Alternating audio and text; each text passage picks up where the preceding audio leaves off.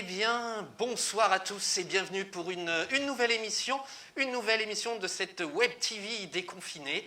On en est à presque 3 semaines maintenant de direct, deuxième semaine en mode décalé, en mode, on va dire, décrochage sur le secteur de Richelieu. C'est parti un petit peu comme ça. La semaine dernière, on était en interview chez Émilie. On lui fait un petit coucou au passage, parce que je suis sûr qu'elle nous regarde, Artemoda Factory. Je suis sûr qu'il y en a qui ont suivi notre émission. Et donc, du coup, on s'est dit, allez, il faut continuer. Eh bien, nous voici. Je vous en avais parlé un petit peu. Je n'étais pas sûr la semaine dernière que ça puisse se faire. Et puis, Olivier a bien voulu nous accueillir. Alors, je vais vous présenter quand même tout de suite mes invités. Bonjour Olivier. Bonsoir Guillaume. Et bonsoir Bruno. Bonsoir Guillaume. Voilà, parce que, alors, Olivier, le Puy Doré, mais on a également Bruno, en voisin, en partenaire, en collègue, on peut dire, voilà. Puisque c'est l'auberge du Cardinal, à quelques mètres d'ici. Il suffit de traverser la route, pratiquement, c'est juste à côté. Voilà. Alors, je vais rappeler un peu à nos chers téléspectateurs l'histoire en quelques mots de cette Web TV, parce que je sais que chaque jour, on a de plus en plus de monde. Pour vous donner une idée, l'émission de la semaine dernière d'Émilie, lundi soir dernier, on a atteint là, les 2000 vues, ou on est en train de les atteindre. L'émission de samedi depuis Chinon, où j'étais avec Madame la sénatrice Isabelle Raymond-Pavero, et ainsi qu'avec Elle Acoustique, on a déjà atteint les 2000 vues. Donc ce qui veut dire qu'on est en train, voilà, petit à petit, ce petit média qui était parti vraiment pas pour ça, je vous l'avoue. Il y a 3 semaines, je ne pensais pas que ça prendrait cette ampleur. C'est sans doute un besoin d'échange, un besoin de se retrouver dans ces temps compliqués.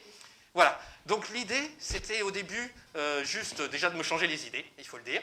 Deuxième but, c'était bien de parler du parc de loisirs Amuseland à Chinon. Et puis après, quand on veut développer une Web TV, il faut du contenu. Et je me suis dit, tiens, pourquoi pas donner la parole à nos commerçants qui ont du mal en ce moment et qui sont dans la même galère que nous tous. Et puis voilà, et puis petit à petit, après une première semaine un peu galère au niveau technique, eh bien, on a réussi à avoir un flux qui est plutôt bien. Le son, je pense, qui est pas mal. Alors, j'ai Olivier à côté qui va suivre. S'il y a des remarques sur le son, n'hésite pas. Les copains, je sais qu'il y a des copains qui m'écoutent depuis le début. Et même les autres auditeurs, n'hésitez pas à nous le dire si ça manque un petit peu de son. On va essayer de régler ça en direct live. Pour l'instant, pas de remarques. Aucune remarque pour le moment. Aucune remarque pour le moment. Voilà, alors cette Web TV, justement, elle est interactive. Et à côté, j'ai Olivier qui a son téléphone, qui suit ce qui se passe. Donc n'hésitez pas, si vous avez des petites questions à poser à nos invités, n'hésitez pas, on va essayer, dans la mesure du possible, d'y répondre. On va aussi se concentrer sur la caméra, parce que c'est pas facile. Mais voilà, donc n'hésitez pas, vous êtes sur vos chats, n'hésitez pas. Et alors, chose super importante qui fait avancer cette Web TV, c'est la force du partage. C'est la force de Facebook. Donc n'hésitez pas à faire tout de suite un partager en bas à droite en général, ou un copier-coller en haut de l'adresse, et à la remettre sur vos murs, sur vos pages, sur les groupes que vous suivez, qui peuvent être intéressés. Voilà, plus on partagera, plus on fera connaître cette Web TV, plus on donnera la parole à nos commerçants, à nos associations, parce qu'on prévoit d'autres émissions avec les associations. On en fera un réel outil de communication sur ce grand sud-ouest de la Touraine. Voilà, j'arrête de parler, on va passer à la première de nos rubriques. C'est le petit coucou des confinés. Pour ceux qui nous connaissent, qui nous suivent déjà depuis 15 jours, 3 semaines, eh bien, vous la connaissez, cette rubrique. Mais avant, je vous mets le petit jingle.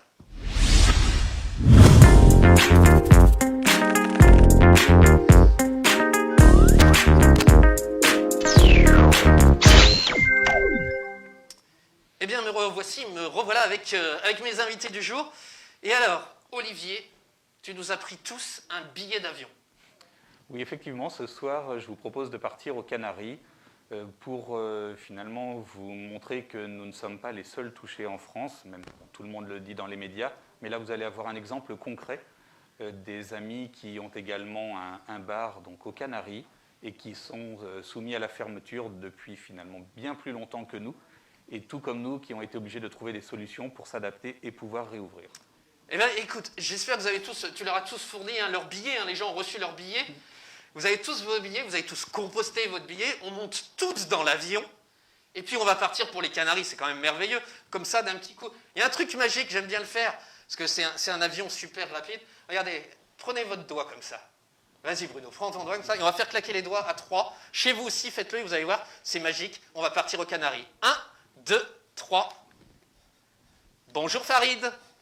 Bonjour Guillaume. Et il nous Bonsoir, entend, c'est Bruno. magique, hein, ça marche. Comment vas-tu? Mais écoutez, ça va, nous survivons. Nous survivons. Alors, on est aux Canaries. Est-ce que tu peux nous en dire un petit peu plus sur, justement, sur ton activité? En quelques mots, hein, tu peux nous présenter? Je crois que c'est un bar, mais je te laisse nous présenter ton activité. Merci.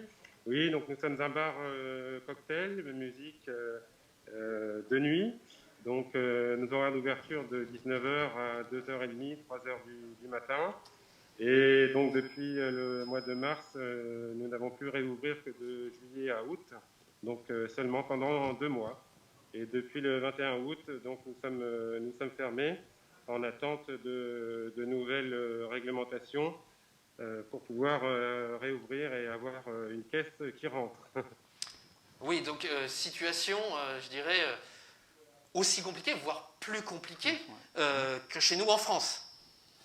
Un petit peu plus, puisque les aides gouvernementales ne sont pas les mêmes qu'en France, puisque le gouvernement canarien n'est pas aussi riche que la France, et donc les aides ne sont pas énormes. Voilà, mais dis-moi, tout à l'heure, on t'a appelé avec Olivier pour faire des tests, être sûr que tout ça fonctionnait, et tu étais en train de faire le ménage dans ton bar. Tu peux nous en dire un petit peu plus? Pourquoi faire le ménage alors que vous êtes fermé? Parce qu'on a peut-être une lueur d'espoir de réouvrir peut-être dès la fin de semaine en nous adaptant. C'est-à-dire que les bars de nuit n'ont pas le droit d'ouvrir. En revanche, les bars qu'on appelle bars cafétéria qui ouvrent habituellement la journée, éventuellement un peu le soir jusqu'à 2h du matin, ont le droit de réouvrir en proposant une petite brasserie snack. Donc, ce qui nous permettrait d'ouvrir tout en respectant évidemment les mesures sanitaires comme partout ailleurs, les masques, la désinfection des tables et des chaises et la fermeture à 1h, puisque l'île de Gran Canaria est de nouveau en vert depuis le mois d'octobre. Très bien. Olivier, Bruno, des questions justement à Farid? Comme ça, à première vue, non, mais je vais y réfléchir. Je trouve que c'est vraiment une bonne chose de réussir à trouver une solution pour s'adapter, pour repartir sur autre chose et réouvrir parce qu'on en a tous besoin, parce que c'est nos sources de revenus et comme a dit Farid, en plus la situation au niveau des aides est beaucoup plus compliquée en Espagne et aux Canaries et cela dure depuis bien plus longtemps que nous en plus. Donc j'espère que ça va marcher pour vous. Voilà, on croise les doigts depuis Richelieu. N'hésite pas à nous faire un petit retour, hein. Moi je mettrai même une petite vidéo dans quelques jours quand tu as rouvert justement pour nous envoyer quelques photos vidéos, comme ça on n'hésitera pas à la remettre sur la page Facebook, bien de la Web TV. En tout cas, on va te remercier d'avoir joué le jeu, d'avoir répondu à l'appel d'Olivier, voilà, et puis d'avoir ce petit temps d'échange depuis les Canaries. Merci à vous. Merci, et puis on te souhaite une bonne soirée, et puis bon courage pour cette lueur d'espoir pour la réouverture. Merci Guillaume.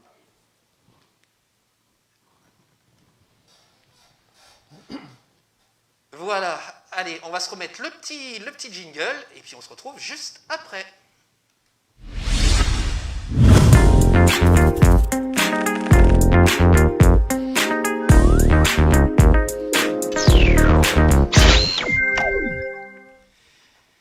Eh bien voilà, sympa ce petit voyage. Merci Olivier en tout cas de nous avoir fait voyager jusqu'aux Canaries. Moi je ne pensais pas aller faire un tour aux Canaries ce soir, ça c'est sûr. Merci bien, je vous propose qu'on parte dans le vif du sujet quand même, parce que je sais que nos chers téléspectateurs attendent avec impatience, parce que rien que sur la Gazette, le groupe sur Facebook, en quelques jours on a eu plus de 80 j'aime je crois, plus tous les autres. Donc je sais qu'on a de plus en plus d'auditeurs, ça monte. On a des j'aime, je vois que ça clique, je vois sur le portable d'Olivier. Allez, on passe tout de suite à notre rubrique Parole de commerçant.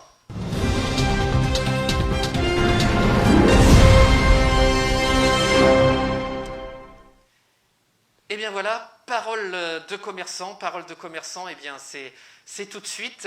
Et on va commencer eh bien, par présenter eh bien, ces deux entreprises, ces deux commerces de Richelieu, que certains, nos téléspectateurs connaissent très bien. Mais je propose tout de suite eh bien, à Bruno de nous présenter alors l'auberge du Cardinal, mais moi j'aimerais qu'on aille un petit peu plus loin. C'est aussi l'histoire, tous nos commerces, c'est des histoires personnelles, d'engagement. Donc j'aimerais que tu remontes un peu dans le temps, tu nous racontes cet amour sans doute de la cuisine, du restaurant. Alors, pas jusqu'à 2h du matin quand même. Non, je ne suis pas assez prolifique pour ça. Bon, mais tout d'abord, je tiens à remercier Olivier pour m'accueillir dans ses murs et à Guillaume pour me laisser la parole. Et puis saluer tous ceux qui nous regardent derrière leur petit écran. Et donc voilà, mon aventure a commencé il y a très longtemps. J'avais depuis mon enfance, parce que j'ai toujours voulu être cuisinier. Je ne sais pas pourquoi, c'est comme ça. Donc j'ai passé mon enfance en voisin, à Avoine, c'est-à-dire pas très loin d'ici, à une trentaine de kilomètres. Et je suis parti pour commencer mon métier au lycée hôtelier de Blois, dont j'ai essuyé les plates parce que c'était la première promotion. Et de là, j'ai fait 3 ans, donc un brevet de technicien hôtelier. Pour ensuite ma première place en tant que cuisinier au château de Marseille. Et de là, après une bonne année au château de Marseille, c'était l'armée. À l'époque, on faisait encore notre service militaire. Et je suis après revenu au château de Marseille pour 6 mois. C'était un autre chef. L'ancien chef du château de Marseille m'appelle sur Fontainebleau. Donc je fonce à Fontainebleau et j'y suis resté 25 ans. 25 ans à Fontainebleau, donc en faisant différentes formes de restauration. Du gastronomique, du bistronomique, de la collectivité, parce que j'ai travaillé 15 ans chez Sodexo, dans une école de commerce et en tant que chef gérant. Et de là, après j'ai fait 10 ans en tant que chef de production chez un traiteur en région parisienne. Et là je me suis dit, bon parce qu'après il y a eu des choses familiales, et j'avais envie de revenir et de boucler la boucle, retourner en Touraine. Et donc j'ai atterri à Richelieu. J'ai eu un petit coup de cœur pour l'auberge. Et donc voilà, maintenant je suis à l'auberge depuis 6 ans. Voilà, c'est l'aventure qui continue. Là, qui est en train d'un petit peu s'arrêter. Mais j'espère que ça va repartir et qu'on va encore avoir quelques belles années. Donc voilà pour ma présentation personnelle.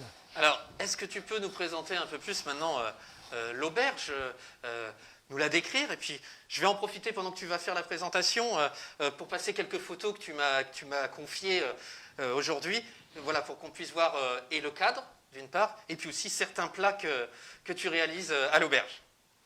Oui, d'accord. Hop, donc on va commencer bien sûr avec une petite photo eh bien, de la façade. De la façade, et non, c'est pas celle que je mets, c'était trop facile, voilà. De cette auberge du Cardinal. On rentre face au Cardinal d'ailleurs. Oui, on rentre face au Cardinal, tout à fait. Si je commente les photos, Ah voilà. Hop, donc là on est dans la salle de restauration. Oui, tout à fait. On n'a qu'une salle, hein. C'est une salle qui fait 60 couverts, mais en ce moment on n'en fait plus que 40. Forcément, adaptation. Adaptation sanitaire. Et donc là, en compagnie de ton épouse. En compagnie de mon épouse, tout à fait. Que j'ai connue à Fontainebleau il y a maintenant 30 ans. Oui, excusez-moi. 33 ans. Donc voilà, après on fait des plats. On essaie de travailler que des produits frais, des produits régionaux. Et voilà quoi, après on essaie de s'adapter à toutes ces choses-là, tout en restant assez sobre. Voilà, par exemple, ça c'est notre plat éponyme un peu. C'est un nougat de chèvre, poire et chèvre de Bralou. Voilà, on a fait le tour. Ça nous donne un aperçu. De toute façon, le meilleur aperçu, et bien sûr, ce sera d'aller faire un tour dès qu'on le pourra. Oui, tout à fait. De venir. Et puis, il y a des solutions intermédiaires, mais ça, on va en parler dans une deuxième partie de notre émission. Merci bien en tout cas pour, Je vous en prie. pour cette belle présentation. Je t'en prie, je t'en prie. Allez, je propose qu'on continue, bien sûr, et puis on va donner la parole à notre hôte du jour, à Olivier. Olivier qui nous fait le plaisir, déjà, un grand merci de nous accueillir, parce que voilà, comme je l'ai lancé la semaine dernière à Émilie, on se connaît déjà depuis de nombreuses années, alors je me suis dit autant le proposer déjà dans un premier temps à des copains. Et voilà, ça me fait plaisir aujourd'hui d'être là parce qu'on a aussi été amenés à travailler ensemble sur certaines fois, parce qu'on va le voir, je pense que tu vas nous en parler, mais tu fais de l'accueil de groupe et je suis venu faire aussi des animations de soirée dans ce lieu. Alors là, on est dans le restaurant, voilà, on a pris le choix d'être chez les gens parce que les premières émissions, à la base, c'était de se dire on fait ça par Skype. Ce ne serait pas aussi vivant, puis c'est une façon aussi de faire vivre ces lieux qui en ce moment dorment un petit peu, on espère pour plus très longtemps. Mais voilà, ce soir il y a la lumière, ceux qui doivent passer dans la rue doivent se dire mais qu'est-ce qui se passe? Ou alors ils sont en train de regarder en même temps sur le live. Mais voilà. Olivier, je te laisse remonter le temps aussi. Hein. Ton histoire, raconte-nous. Il y a un petit peu de similitude avec Bruno également parce que j'ai également fait l'école hôtelière. Ça remonte à pas mal d'années aussi. J'ai fait l'école hôtelière à Paris, Jean Drouan, où je suis resté 5 ans jusqu'à l'obtention du BTS. Après avoir obtenu ces diplômes, j'ai quitté la métropole. Je suis parti travailler en Guadeloupe, puis sur l'île de Saint-Martin, où je suis resté 11 ans en tout. Donc 11 ans aux Caraïbes, c'était très agréable. Et au bout d'un moment, j'ai eu envie de me rapprocher de mes origines, de revenir en métropole. Et du coup, j'ai commencé à rechercher une affaire à reprendre parce que c'était le but que j'avais eu depuis pas mal de temps, en fait, même quand j'étais rentré à l'école hôtelière dès le départ. Et je suis arrivé à Richelieu totalement par hasard, sans être jamais venu à Richelieu auparavant. Et du coup, j'ai racheté l'hôtel qui faisait hôtel et restaurant, qui n'avait que 15 chambres à l'époque. Et très rapidement, on s'est aperçu qu'il y avait un potentiel et des demandes de chambres supplémentaires. Du coup, on a engagé des très très gros travaux en 2010 et 2011, alors que j'étais arrivé en 2004, donc assez rapidement, quelques années après. Et l'hôtel est passé de 15 à 25 chambres, avec l'installation d'un ascenseur, avec une vraie réception, avec des espaces plus grands. Et ça a été une très grosse aventure. 1 an et demi de travaux, 56 réunions de chantier, donc c'était vraiment bon et mauvais souvenirs à la fois. Mais voilà, maintenant c'est terminé. Le résultat, et je l'espère, plaît à nos clients. Et voilà un petit peu le parcours et comment je suis arrivé à Richelieu. Écoute, totalement par hasard. Je te propose, on parle de travaux là. C'est bien d'imager. Alors, je suis sûr qu'il y a des Richelais qui se souviennent, parce que ça ne s'est pas passé inaperçu, 1 an et demi de travaux, mais ils ont vu la façade en travaux, le toit, mais ils n'ont pas vu l'intérieur. Et c'est allé très loin, parce qu'on va le voir dans quelques instants, et je vais t'inviter à venir commenter ces quelques photos des travaux, puis après on visitera l'hôtel tel qu'il est aujourd'hui.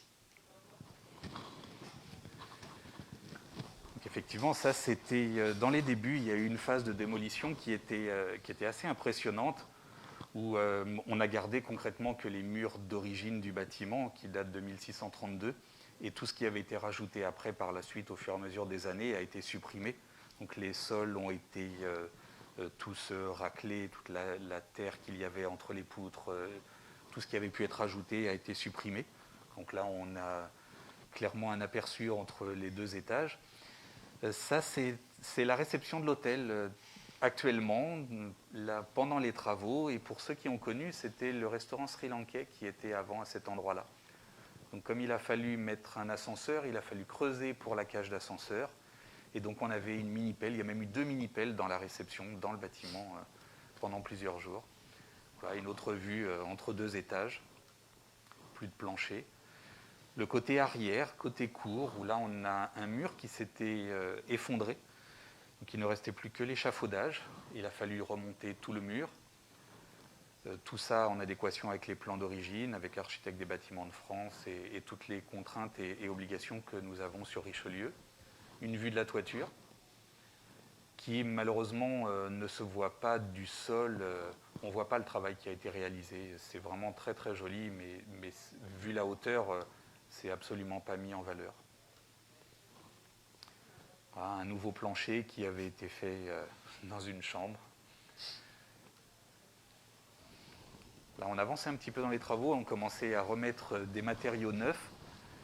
Bien entendu, le bâtiment date de 1632, mais l'isolation et les matériaux sont d'actualité, avec une bonne isolation de manière à assurer le confort pour les clients. Voilà, là, il y avait eu 2 semis qui avaient livré des plaques de placo directement par les fenêtres à chaque étage et une grue. Ah, là, oui, un petit problème de diaporama. C'est une douche, je pense, mais une douche couchée. Désolé. C'est un nouveau concept. Mais on vous rassure, la douche est dans le bon sens à l'hôtel. C'est simplement pour réveiller les clients. Là, c'est un toit aussi pendant les travaux, enfin un plafond, pardon, entre 2 niveaux. Voilà, et puis je crois qu'on a fait Ouais. le tour de nos travaux. Et puis, je propose qu'on voit un peu tel qu'il est aujourd'hui. Hop, excusez-moi, mais je fais la technique en même temps, des fois c'est un peu compliqué. Hop, et on va aller faire un tour, je crois, du côté de la salle. Hop, si j'y arrive. Voilà, la salle. Nous avons une salle de banquet qui est située à l'arrière de l'hôtel. Donc on peut accueillir des groupes, repas de famille, petits mariages en fonction du nombre de personnes. Alors bien entendu, en ce moment, ce n'est pas possible. Comme tous les restaurants, nous sommes à l'arrêt. Nous ne pouvons pas recevoir de public dans les zones de restauration de l'établissement. Mais cette salle existe. Voilà, la cage d'ascenseur terminée, beaucoup plus agréable. Voilà, la réception sans la mini-pelle. Une autre vue de la réception, l'ancien restaurant sri-lankais. L'escalier en bois qui date lui également de la construction de l'hôtel en ce qui concerne les rambardes. Donc 1632, marches et contre-marches ont été toutes refaites en chaîne du rez-de-chaussée jusqu'au 3e étage pendant les travaux. Et voilà une chambre. On avait eu la photo tout à l'heure du sol qui était en rénovation avec les poutrelles en béton. C'était cette chambre-là. Voilà, une autre catégorie de chambre. Et encore une autre sous les toits.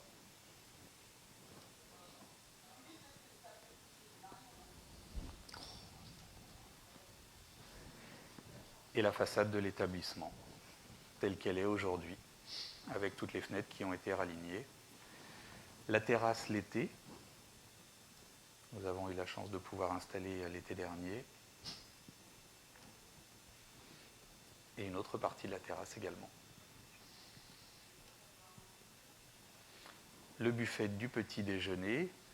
Donc aujourd'hui, plus de buffet de petit déjeuner, puisque nous sommes contraints de changer notre proposition de prestation. Le petit déjeuner est servi en chambre, sur plateau. Par contre, chaque client peut choisir parmi tous les produits qui sont d'habitude proposés sur le buffet du petit déjeuner. Le soir, à son arrivée, il coche sur une liste tout ce qu'il souhaite avoir, l'heure à laquelle il souhaite avoir son plateau. Et du coup, la prestation est quasiment identique quand il a la possibilité de venir dans la salle de restaurant se servir directement. Et là, c'est une autre vue de la salle de banquet avec une mise en place en table ronde.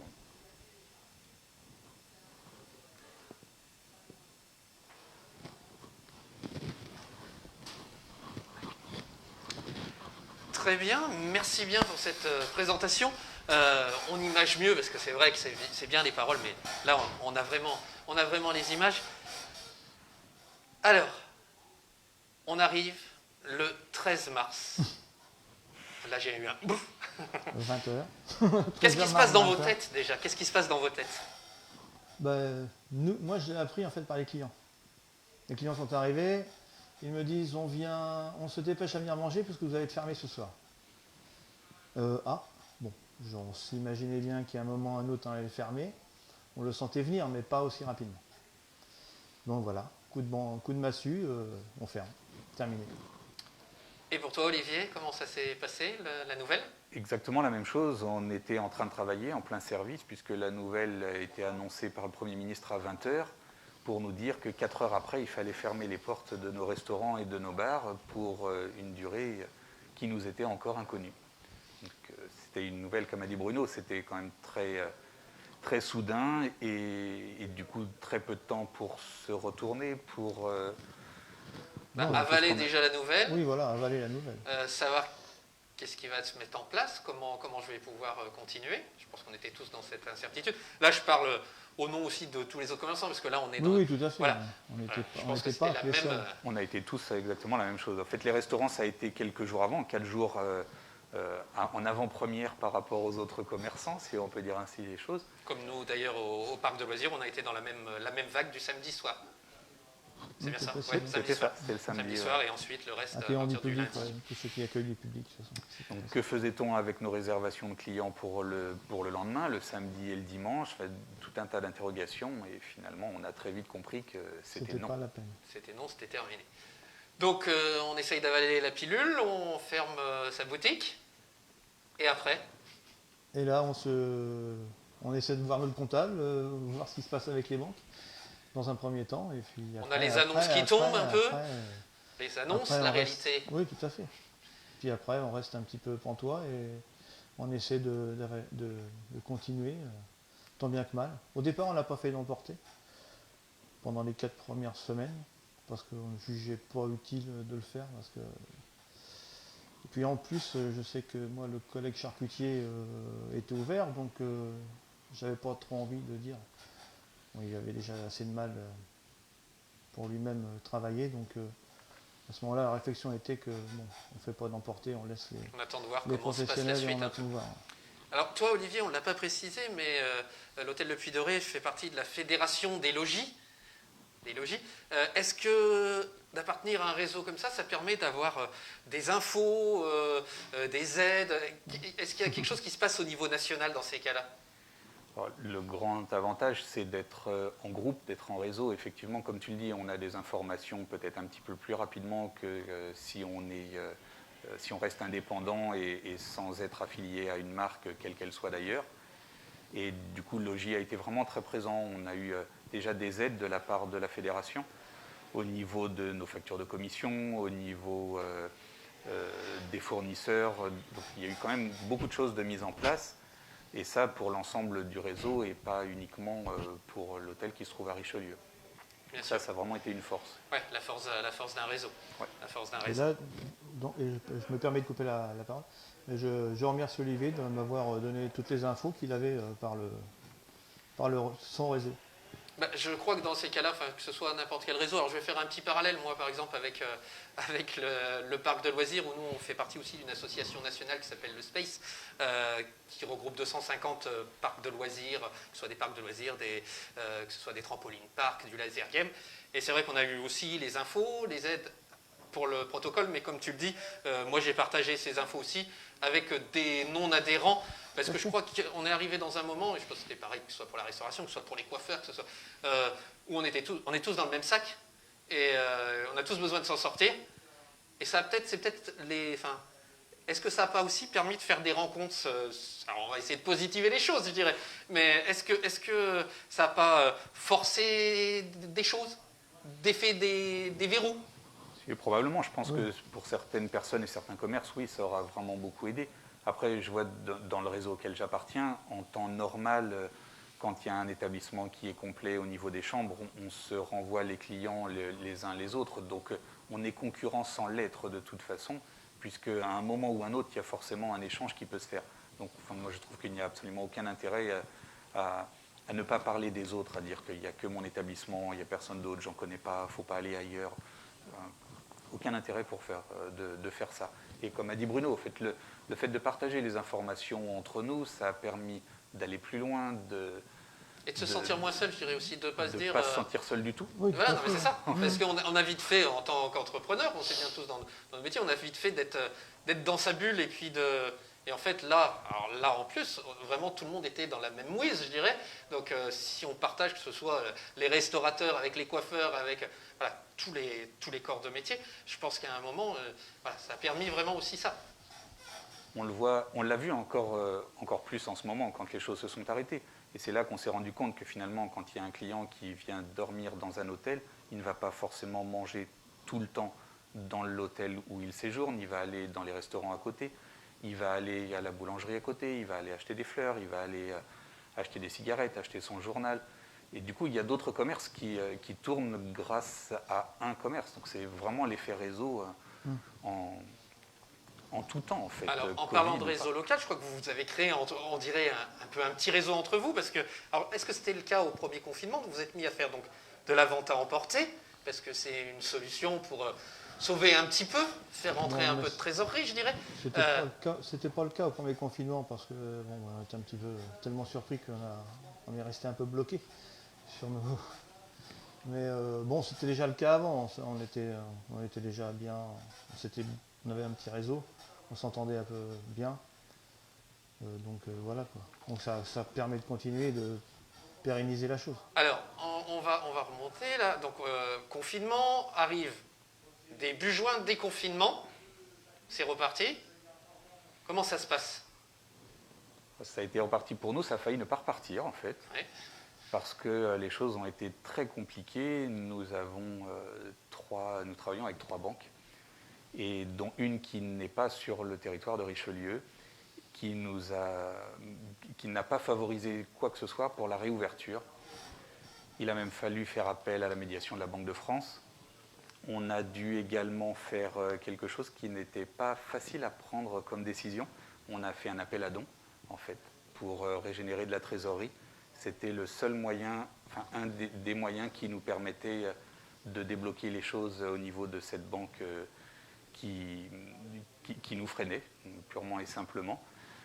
Et du coup, j'aurais en profité pour remercier tous nos clients, tous nos amis, toutes les personnes, certaines que l'on ne connaît pas d'ailleurs, qui ont participé financièrement, qui ont participé avec un message de soutien, qui ont participé aussi au moment de la réouverture, en revenant nous voir.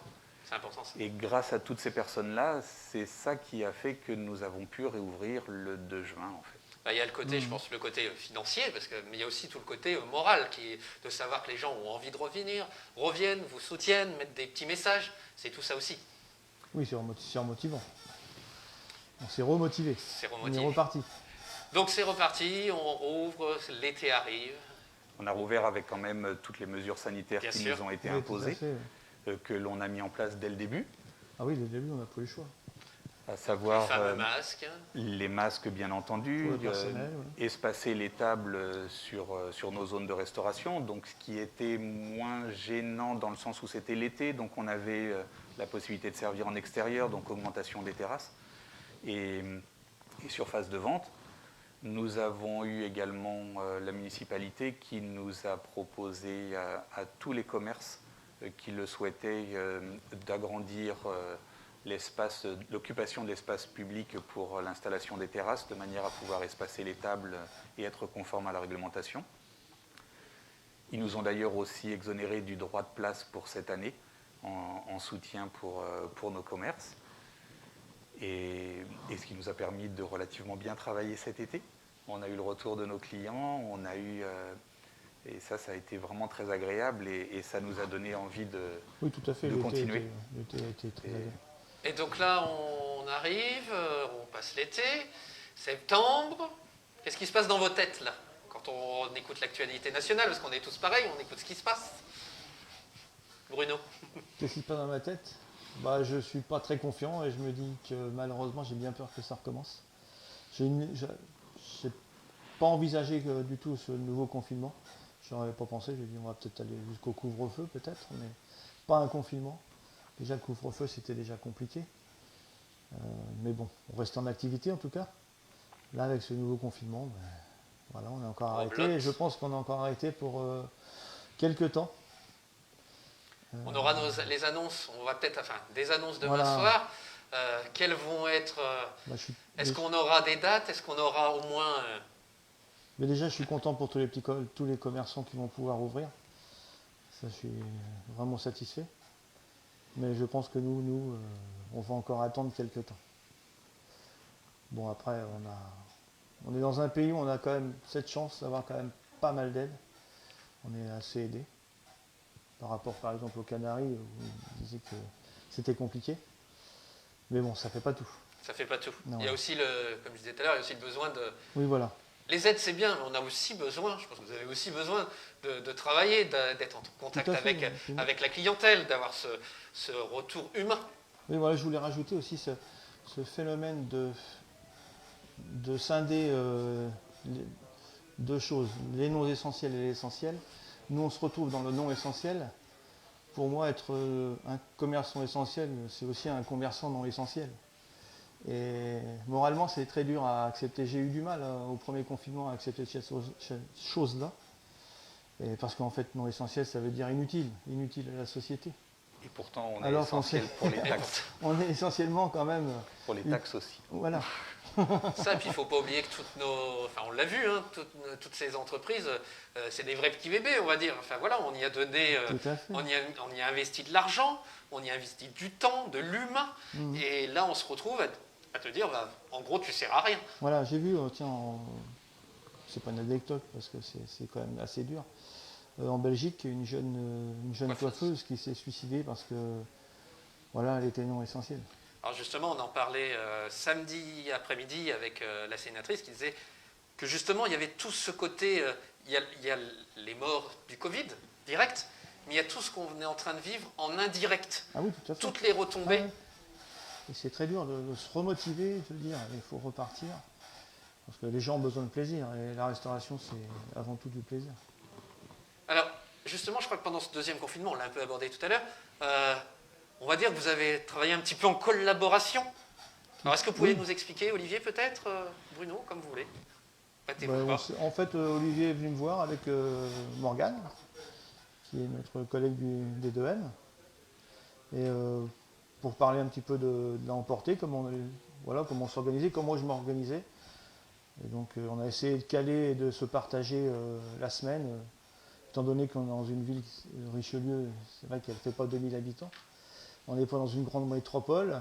On n'a ni Deliveroo, ni Uber.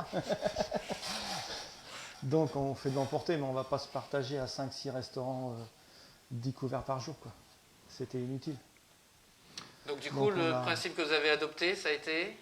Et en fait, comme le confinement, là, cette fois-ci, a été différent du premier, dans le sens où, au printemps, on n'a pas mis de vente à emporter en place parce qu'il y avait un arrêt total de toute l'économie en France, et donc toutes les entreprises étaient à l'arrêt, et à l'hôtel, on n'avait personne non plus, même si l'hôtel pouvait rester ouvert, et était resté ouvert tout le printemps.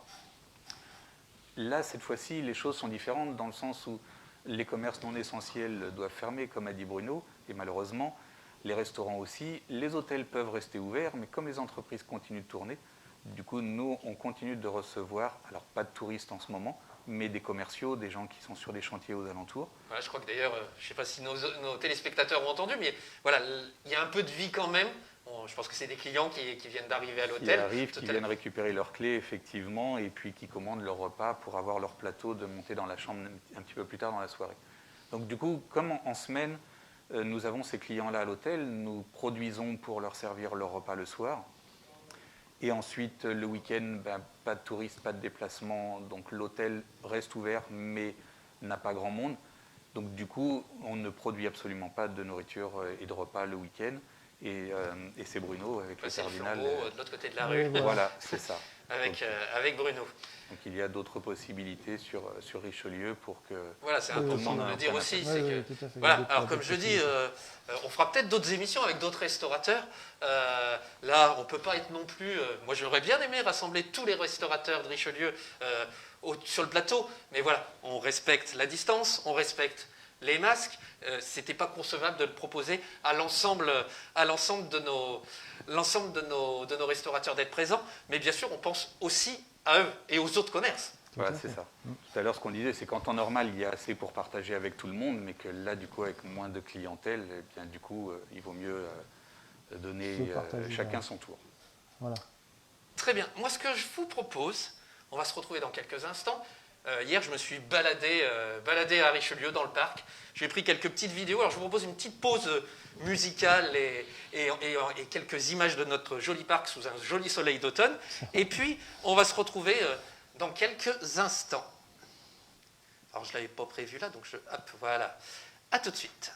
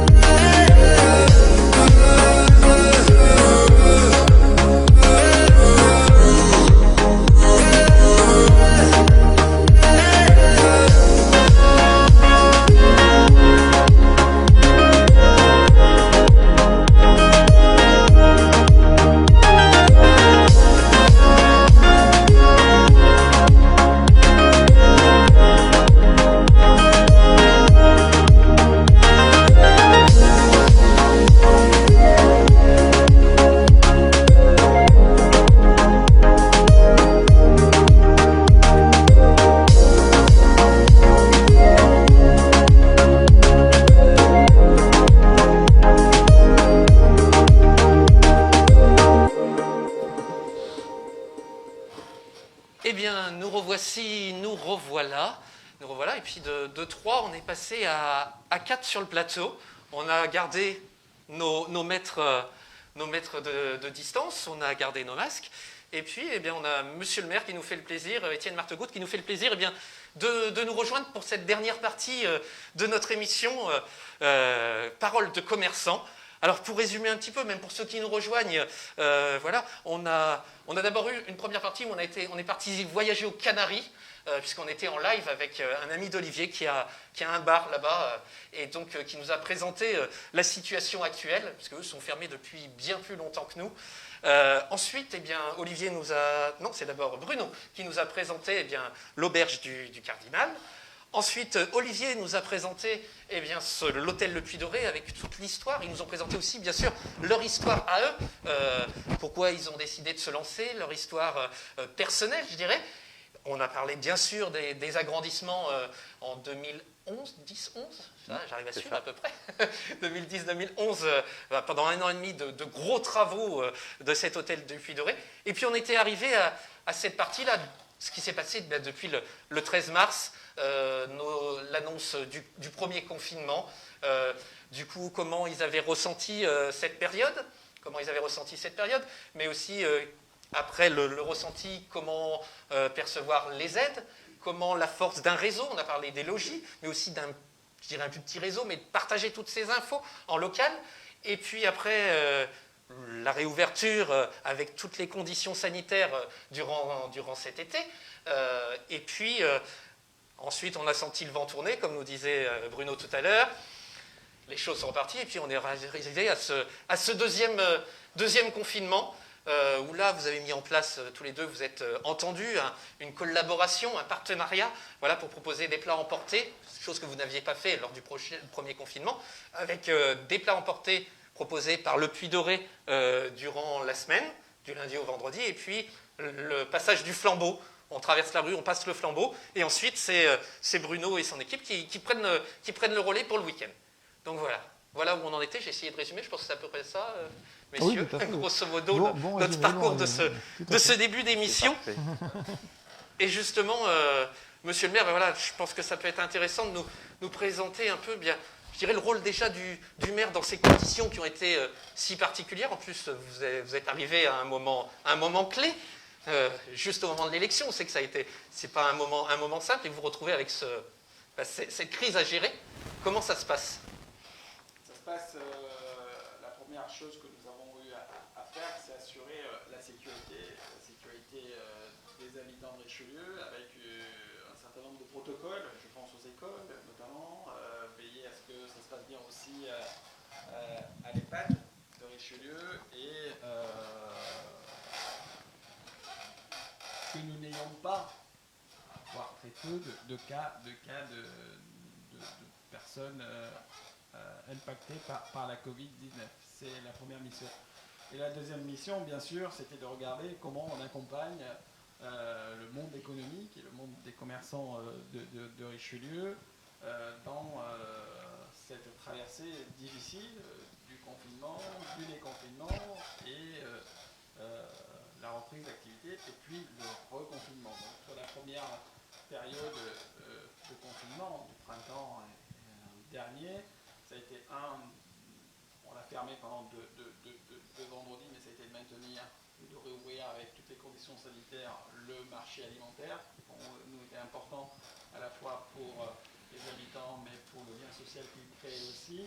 Et ensuite, ça a été aussi de travailler avec les restaurateurs locaux et de regarder comment ensemble on pouvait essayer de mettre en place des choses au moment de la réouverture. Donc ça a été évoqué, je crois, précédemment sur l'extension des terrasses. Bien sûr, la municipalité a acté le non-prélèvement des droits de place pour l'année de 2020 à l'ensemble des commerces qui occupent l'espace public, les terrasses. Et ça a été des premières mesures pour nous importantes. Et puis je voudrais saluer tout le travail qui a été fait par les commerçants, vous venez de le dire, sur de l'innovation, sur les plans emportés, sur d'autres méthodes de travail, voilà, pour essayer de maintenir. Alors ça n'a pas tout résolu, bien sûr, mais de maintenir au moins le lien avec leurs clients, de fidéliser, continuer à fidéliser leurs clients. Et donc c'était important et je voudrais saluer tout ce travail-là.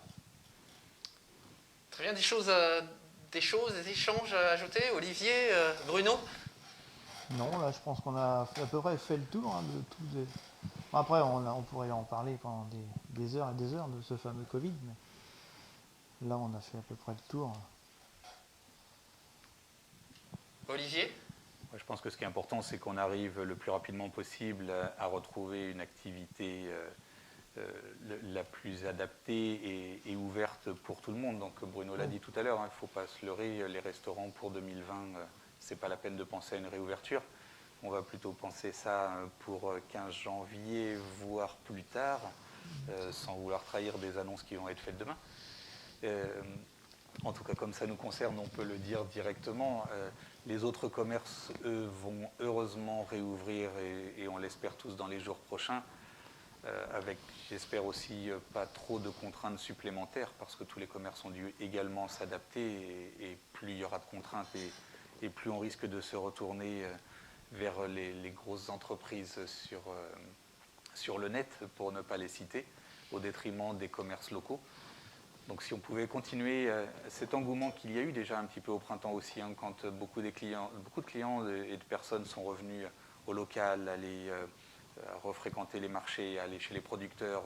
On a ça sur le territoire aussi. On a les producteurs qui se sont mis ensemble pour créer une surface de vente directement.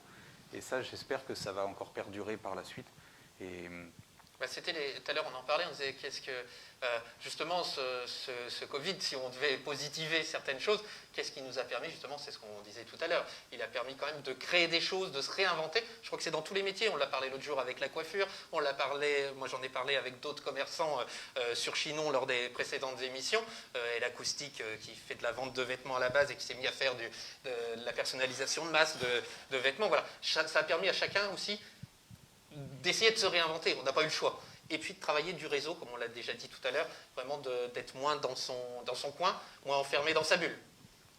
Après, j'espère au niveau local que les choses vont vraiment s'améliorer. On a des grosses manifestations qui sont prévues pour 2021, et notamment le festival de KPDP, festival qui amène beaucoup de monde sur Richelieu et qui forcément induit un apport en travail pour nous tous commerçants sur le territoire, et festival que l'on attend tous et encore plus à cette période-là, après des mois qui auront été difficiles à passer.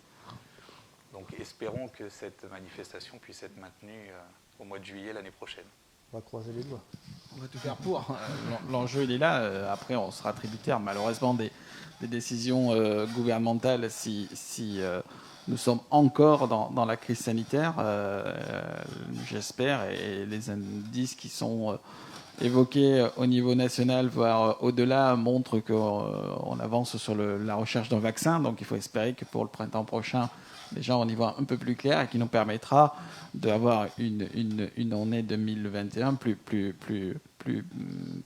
positive que celle que nous venons de traverser et que tout le monde malheureusement subit. Donc il faut serrer les rangs. Voilà, c'est pas les uns contre les autres, c'est qu'on a besoin d'être tous ensemble, et donc c'est ce qu'on essaye de montrer nous avec la municipalité, d'essayer à chaque fois qu'il y a un problème, d'essayer de lever les obstacles pour aider tel ou tel commerçant qui a une difficulté, qui vient nous voir, et c'est aussi ça qui est important. Je rappellerai qu'avec Patrick Penaud, qui est premier adjoint en charge notamment des relations avec les commerçants, on est passé les voir l'été dernier. On a fait des visites pour aller rencontrer s'ils avaient des difficultés, un problème, et donc on a essayé pour certains d'entre eux qui nous ont soulevé une difficulté de les mettre en relation avec les bonnes personnes. C'est aussi ce travail-là qu'on mène au sein de la municipalité. Et là, pour la fin de l'année, et vous l'avez dit, Olivier, c'est aussi que les Richelais aussi, il y a des nouvelles habitudes qui sont créées, les circuits courts, et c'est que aussi pour les fêtes de Noël, l'ensemble des Richelaises et des Richelais pensent aux commerçants de Richelieu pour faire leur cadeau de Noël, parce que je pense qu'il faudra aussi profiter de ce moment-là, peut-être dans des conditions un peu particulières, mais il faut préserver aussi ce qui fait l'identité de notre vie, et les fêtes de Noël en font partie, et donc il est important, et j'appelle toutes les Richelaises et tous les Richelais à penser aux commerçants de Richelieu pour faire leur cadeau de Noël. Et on va essayer, nous aussi, à la municipalité, de donner un petit signal, notamment avec je fais une petite annonce, c'était pas prévu, avec les agents communaux, où ils seront dotés d'un bon d'achat. On vous en a pas encore parlé, les commerçants, mais ils seront dotés de bons d'achat exclusivement valables auprès des commerçants, de tous les commerçants de Richelieu. Voilà. Voilà, et puis nous, avec la Web TV, on ne va pas hésiter à relayer toutes ces informations. Alors c'est l'occasion là, aujourd'hui, ça s'est un peu improvisé, il faut le dire. Mais voilà, nous, on va essayer de la faire perdurer, cette Web TV, et ça peut être l'occasion justement de mettre en valeur tous ces commerçants locaux. J'ai mis un petit message justement du côté du caddie fermier, mais à d'autres aussi, justement pour les mettre en valeur d'autant plus dans cette période. Et on va aussi essayer d'accueillir des artisans d'art, des gens qui font des cadeaux, parce que cette année, pas de marché de Noël à Richelieu, mais pas de marché de Noël nulle part. Donc il y en a beaucoup de nos petits artistes qui ne peuvent pas avoir de vitrine, et on va essayer aussi de leur donner, courant décembre, cette visibilité. Alors je pense que sur le marché du 4 décembre, le marché hebdomadaire alimentaire, il y aura 2 ou 3 exposants qui viennent habituellement au marché de Noël. Je pense à un producteur de foie gras, et notamment un vendeur de champagne, je crois, qui ont demandé s'ils pouvaient venir sur le marché alimentaire le 4 décembre. Donc ils seront présents pour ceux qui veulent faire leurs commandes, et les livreront ou acheter sur place à cette période-là. Très bien. Des choses à ajouter, Bruno, Olivier? Non, simplement, je voulais dire, comme on est dans le pays de Richelieu, un pour tous, tous pour un, ça va très très bien. Très bien. Eh bien, moi, il va me rester déjà à vous remercier tous les trois d'avoir répondu à l'appel. Merci à Olivier qui, dès le début, a dit « Ok, banco, on y va, on fait une émission chez moi ». Merci à toi, Bruno. On ne se connaissait pas plus que ça. On a échangé les photos, on a échangé un petit peu sur Facebook. Et puis voilà, on s'est rencontrés tout à l'heure. Ça a permis de faire découvrir, je pense, à nos téléspectateurs. Merci, Monsieur Martegut, d'avoir répondu à l'appel au pied levé, parce qu'on s'est juste croisé, enfin Olivier vous a croisé tout à l'heure. Merci d'être venu échanger. C'est peut-être une première, j'espère qu'il y en aura d'autres, parce qu'on va perdurer tous ces lundis, dans un premier temps, tous ces lundis soirs chez un commerçant. Alors j'en profite pour continuer, vous annoncer les prochaines émissions, parce qu'on a à peu près un mois d'avance. Alors tout n'est pas calé, mais je peux déjà vous annoncer que la semaine prochaine, on sera, alors juste à la frontière, parce qu'ils sont sur Bray-Souffet, mais on sera à la salle des Ducs de Richelieu, au secteur de l'événementiel qui a énormément souffert. Je ne dis pas que les autres n'ont pas souffert, mais c'est vrai que tout le secteur événementiel souffre aussi. Et encore. Et encore, parce que c'est une fermeture totale. Et donc, on sera en compagnie de Martial et Eric qui vont nous présenter leur belle salle des Ducs de Richelieu. Je sais qu'il y aura aussi des petits coups de gueule, il l'a déjà annoncé, on le sait, mais ça fait partie, on est là aussi pour faire passer ce message, mais aussi des petits remerciements, et ça fait partie aussi des choses. Et puis on aura une deuxième partie, parce qu'ils ont aussi une belle association qui s'appelle Amur, au moins un repas, qui œuvre pour les enfants défavorisés au Cambodge, notamment pour une école, et donc ils nous feront le plaisir de nous présenter cette association, tout ce qu'ils mettent en place, toutes les actions qu'ils mettent en place. Voilà, donc ça c'est pour la semaine prochaine. Je vais parler de Richelieu déjà, les lundis de Richelieu. Le lundi d'après, on reviendra intramuros. On ira du côté de Cité Richelieu, on ira à la rencontre de Philippe Naudot qui nous présentera son coworking. Et je suis en train de travailler pour mettre en avant aussi quelques associations. Alors je suis en lien notamment avec le club photo-vidéo, parce que je pense que Web TV, il y a de l'image, donc ça peut être intéressant. Donc ils seront présents, et puis on est en train de chercher une deuxième association qui viendra se présenter pour mettre aussi nos associations en valeur. Et puis la semaine d'après, normalement, parce que tout ça, ça se bâtit de jour en jour et d'heure en heure, on devrait être du côté du cinéma. Qui va nous présenter son actualité, qui a aussi les salles de cinéma qui ont été fermées, qui ont souffert, même si c'est une association. Voilà. Et donc on sera en compagnie du cinéma, et puis je suis en train de travailler. Alors, j'annonce des fois des petites choses en avance, mais ça a marché la semaine dernière, alors je me le permets. J'ai déjà mis un petit message à Michel Bétail, s'il nous écoute.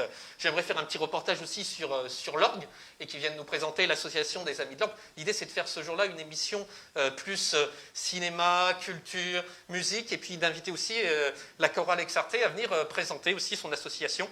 Voilà, et puis j'ai mis aussi un petit message pour la semaine, je pense, d'après, au Caddy Fermier, où là, on reviendra sur des commerçants. Voilà, je pense que j'ai fait le tour. Alors je vais vous annoncer la prochaine émission, parce qu'on est, je vous rappelle, sur un format de 3 émissions par semaine. Le lundi, tous les lundis, on est à Richelieu. Ça va plus être 18h30. On va se dire 18h30, parce qu'avec l'installation du matériel, le recalage, ça va plus être 18h30, parce que là on avait annoncé 18h, mais on est incapable d'être à l'heure à 18h, donc ce sera les émissions de 18h30 le lundi. Le mercredi, ce mercredi, on va cuisiner, parce qu'on avait envie aussi de cuisiner, mais c'est cuisinons chez vous. On s'inspire un peu des émissions qui existent à la télé, bien sûr. On ira chez Sabine et Stéphane qui nous accueilleront. Et alors là, on tente la technique. Ils vont nous apprendre à cuisiner un gratin de poireaux à la béchamel. Donc vous avez déjà les ingrédients sur la page Facebook. Vous pouvez déjà acheter tout ce qu'il faut. Et puis, on va se retrouver à 18h pour cuisiner ensemble. Ils vont nous apprendre la recette.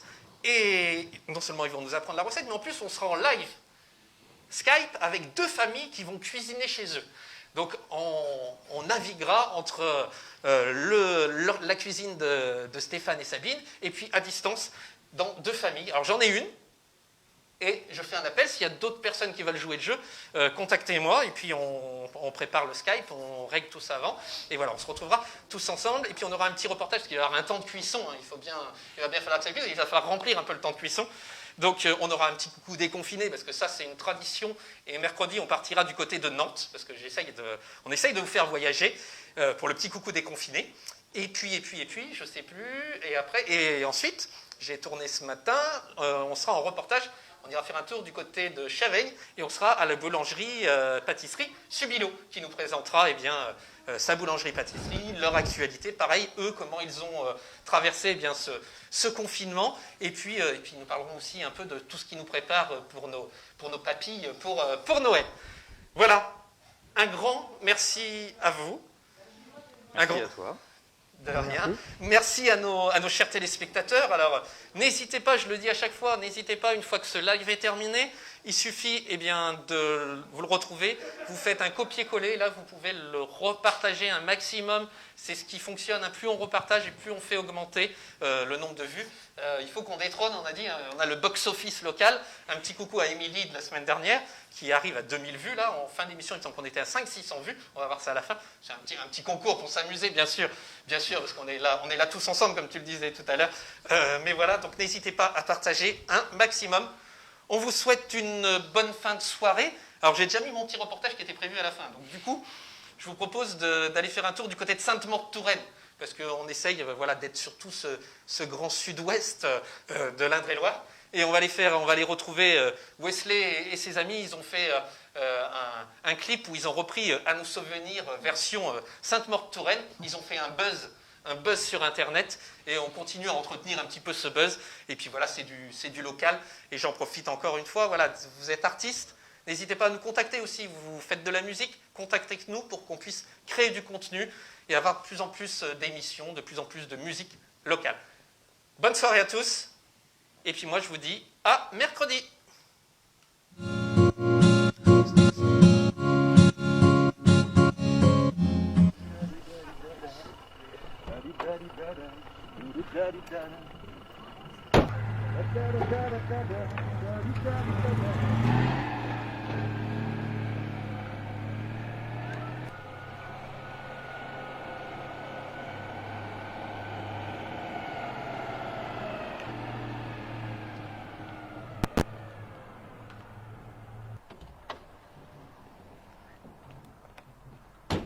Hey, comment ça va?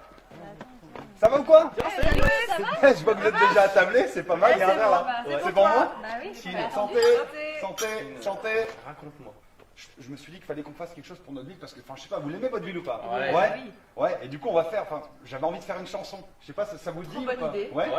Ça vous dit? Super. Donc j'ai trouvé la musique, la mélodie et j'ai commencé à écrire les paroles. Et le début de la chanson, ce serait comme ça. On va vous présenter un coin de paradis. C'est génial. Trop bien. C'est clair. Ça vous dit ou pas? Ouais. Allez, on y va, allez. On va vous présenter un coin de paradis. Connaissez-vous Sainte-Maure, cette ville qui vaut de l'or? Comment pourrais-je faire pour me séparer d'elle? Il y a tellement à faire, belle Touraine charnelle. Se lever chaque matin, quelle joie d'être Sainte-Maurien. Dans ce cadre si sain, je m'y sens tellement bien. Y a plein de choses à voir avec ce riche terroir. Tellement de choses à faire dans ce bel univers. Le beau marché des Halles, le choix y est colossal. En ville c'est épatant, y a plein de commerçants. Découvrez le château et son vieux chêne si beau. Le domaine de Beaumier, le parcours de santé. Vous me trouvez un peu con, n'aimez pas ma chanson. Nos chèvres et nos canards, on l'aime, notre Indre-et-Loire. Le souhait pour cette chanson, qu'elle guide cet horizon et que nos voix résonnent au-delà de notre région. Toutes ces associations, la joie vous offriront de quoi se divertir, bouger, se faire plaisir.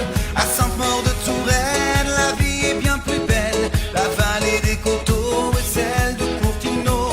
Les habitats troglaux des villages de Vaud. Allez, faites le voyage, ici c'est tellement beau. Ici on sait faire la fête, jouer de la trompette, faire une belle rando vélo, se faire un bon resto. Les yeux de nos grands-mères, la voix de nos grands-pères, l'odeur de cette terre si riche, on en est fiers.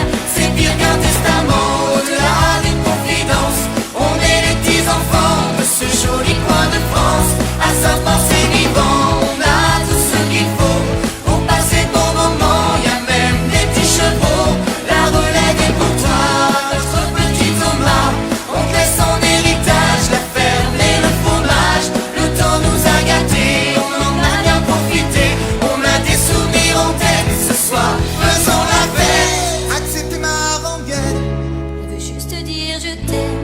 Soyez sûr, j'en suis fier, j'ai la Touraine en cathéter, d'être avec vous ce soir. J'ai le cœur qui pétille, La misère doit boire, on a les yeux qui brillent.